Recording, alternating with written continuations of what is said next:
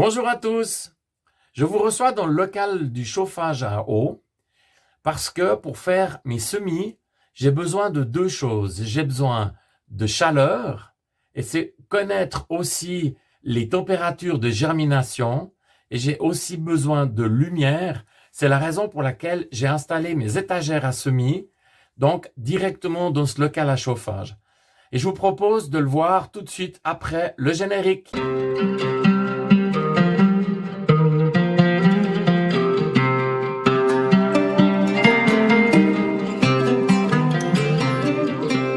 Avant de parler donc des semis en intérieur, il est important de comprendre les températures de germination.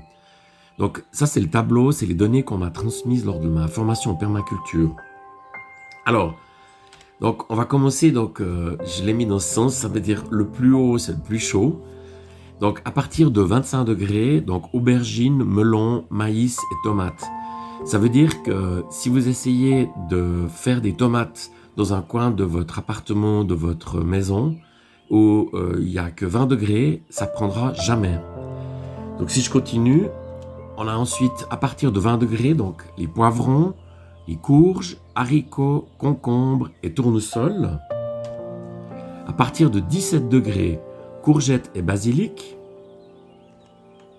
À partir de 16 degrés, chicorée et fraises. À partir de 15 degrés, les choux raves, les épinards, dandelions, pommes de terre et raifort. À partir de 13 degrés, cressons, artichauts, radis et soja. À partir de 10 degrés, bettes, céleri, oignons, ciboule, chou Bruxelles, chou-fleur, laitue, persil et poireaux. À partir de 7 degrés, donc c'est vraiment pas beaucoup, donc les fèves et les brocolis. Et puis à partir de 5 degrés, donc là on est vraiment quasiment proche de la congélation, donc les betteraves, les carottes, les choux chinois et les petits pois. Donc ce que je vous propose maintenant, c'est d'aller voir la partie de la fabrication des semis en intérieur. En premier lieu, il faut des lampes horticoles. Donc, j'ai trouvé ces lampes chez Ikea il y a 4 ans. De mémoire, je les ai payées quelque chose comme 25 €, 30 francs suisses. Elles font 10 watts, c'est des lampes LED qui sont vraiment prévues. Donc, de mémoire aussi, c'est 6000 Kelvin. Donc, c'est vraiment idéal pour tout ce qui est production de semis et jardinage.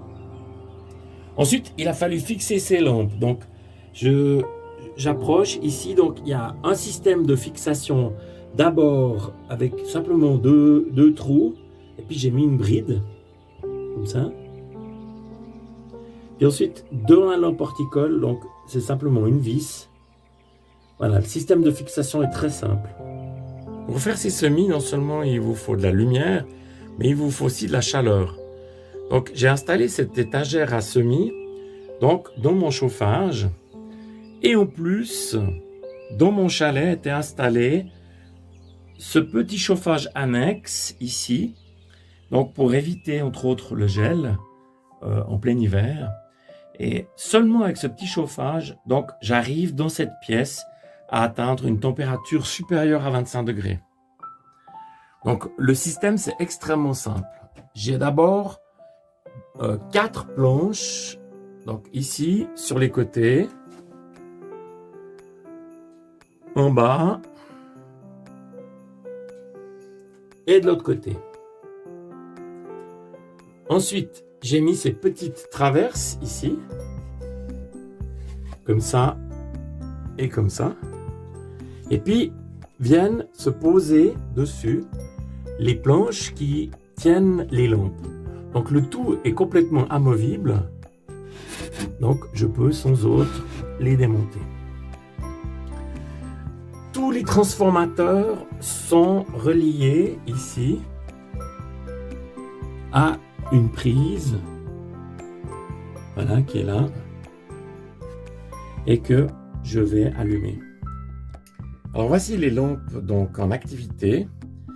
Donc pour mémoire, ici j'ai 20 cm.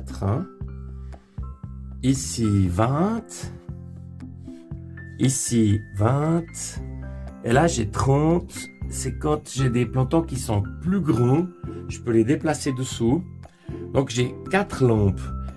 Chaque lampe, j'arrive à faire entre 20 et 25 semis. Ce qui veut dire que j'appelle des fourneilles. Donc je fais entre 80 et 100 plantons par fourneille. Et je fais en général 3 fourneilles dans l'année. Donc ce qui veut dire que à 1, 2 ou 3 euros le planton, 300 plantons, ça fait disons 600 euros. Et ça fait 4 ans que j'ai cette installation. Donc j'ai produit aujourd'hui pour plus de 2400 euros. Donc elle est largement amortie. Il y a une autre chose aussi. Donc j'ai ici un timer qui me permet donc d'allumer à ma convenance. Notamment, j'allume la nuit où l'énergie est moins chère. Donc ça me permet donc de faire mes plantons. Je compte 18 heures par jour et principalement dans les heures creuses. Alors voilà, je voulais vous montrer juste des images d'archives parce que j'ai pas encore commencé mes semis. Je commencerai au mois de mars. Donc voilà l'étagère à semis en exploitation. Et maintenant, on va passer à l'habillage.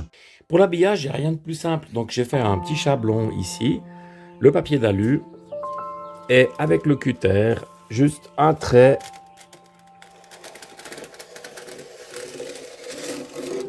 Voilà, c'est parti. Et ça, donc, je vais les mettre à l'intérieur donc de mon étagère à semis. Ensuite, la pose, c'est très simple, puisque 4 punaises. Et voilà, donc j'aurai un côté réfléchissant de chaque côté, donc ce qui va augmenter ici la taille de mes plantes sur les bords. Alors voilà le travail, les étagères à semis sont maintenant prêtes pour les premiers semis que je ferai au mois de mars. Donc, avec l'habillage, donc au fond, ici, j'ai pas mis de l'aluminium trop fragile. Mon neveu m'a donné une vieille couverture de survie. Et donc, voilà le résultat. Donc voilà, si cette vidéo vous a plu, alors n'hésitez pas, levez le pouce et puis abonnez-vous à ma chaîne, ça me fera très plaisir et je vous dis à bientôt.